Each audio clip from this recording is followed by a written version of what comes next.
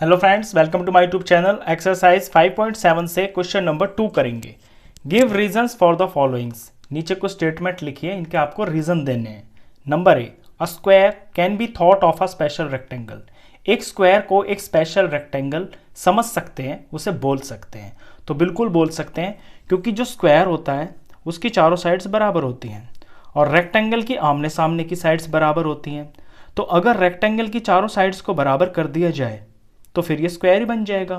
तो a rectangle with all sides equal becomes a square. कोई rectangle हो, उसकी चारों साइडों को बराबर कर दिया जाए तो वो स्क्वायर बन जाएगा। तो rectangle, a square can be thought of a special rectangle, यानी स्क्वायर को हम रेक्टेंगल बोल सकते हैं, लेकिन रेक्टेंगल को स्क्वायर नहीं बोल सकते, क्योंकि स्क्वायर के अंदर तो रेक्टेंगल की सारी प्रॉपर्टीज हैं स्क्वायर के अंदर, लेकिन रेक्टेंगल के अंदर नहीं है। बी पार्ट देखिए, a rectangle can be thought of a special parallelogram. एक रेक्टेंगल को हम एक स्पेशल पैरेललोग्राम समझ सकते हैं, सोच सकते हैं। तो बिल्कुल सोच सकते हैं, क्योंकि पैरेललोग्राम को अगर देखें तो पैरेललोग्राम के अंदर अपोजिट साइड्स बराबर होती हैं, और अगर रेक्टेंगल को देखें तो इसमें भी अपोजिट साइड्स बराबर होती हैं। इसके जो हैं अपोजिट एंगल्स बराबर होते हैं पैरेललोग्राम के, और रेक्टेंगल के अपोजिट एंगल्स बराबर होते हैं और सारे के सारे 90 डिग्री के होते हैं। अब क्वेश्चन कहता है rectangle can be thought of a special parallelogram. Rectangle को हम एक स्पेशल पैरेललोग्राम समझ सकते हैं।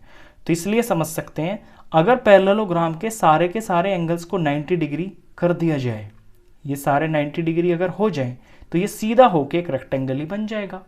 तो a parallelogram with each angle a right angle becomes a rectangle. तो एक पैरेललोग्राम के अगर सारे एंगल्स को 90 डिग्री कर दिया जाए तो फिर वो एक रेक्टेंगल बन जाएगा। सी पार्ट पढ़ते हैं, अ square can be thought of a special rhombus. एक स्क्वायर को हम एक स्पेशल तरह का रोम्बस समझ सकते हैं। तो पहले तो रोम्बस देखिए, रोम्बस की चारों साइड्स बराबर होती हैं, ये रोम्बस है। ऐसे स्क्वायर की भी चारों साइड्स बराबर होती हैं, चारों साइड इसकी भी बराबर होती हैं, चारों साइड इसकी भी बराबर होती हैं। इसके आमने सामने के एंगल्स बराबर होते हैं 90 डिग्री के, स्क्वायर के इसके भी बराबर होते हैं 90 डिग्री के, चारों एंगल्स 90 के होते हैं।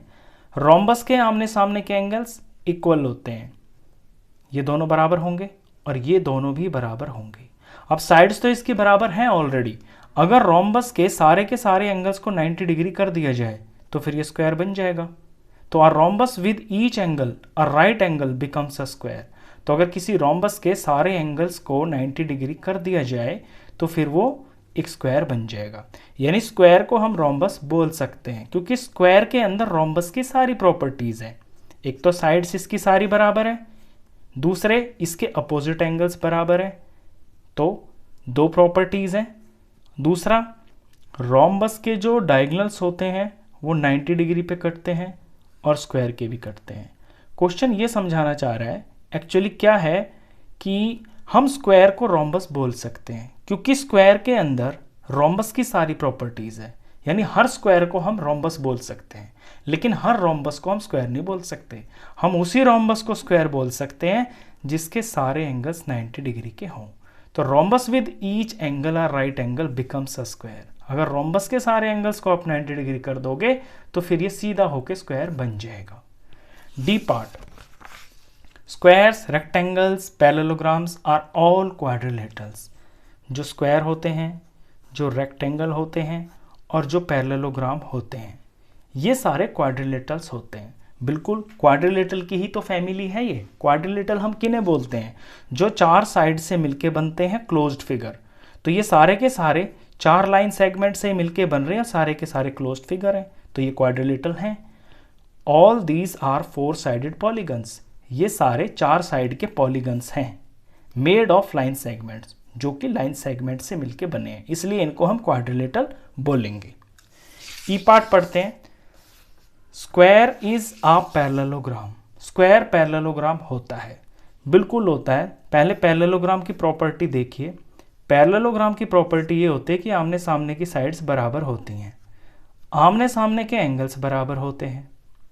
अब स्क्वायर को देखिए, स्क्वायर के अंदर आमने सामने की साइड्स बराबर है, ये दो साइड्स बराबर है, ये दो साइड्स बराबर है, इवन इसकी चारों साइड बराबर है। जब चारों साइड बराबर है तो आमने सामने की तो बराबर होगी, तो एक प्रॉपर्टी तो ये फुलफिल हो गई। दूसरा, इसके जो डायगोनल्स होते हैं वो एक दूसरे को बाइसेक्ट करते हैं, आधे आधे पे काट देते हैं।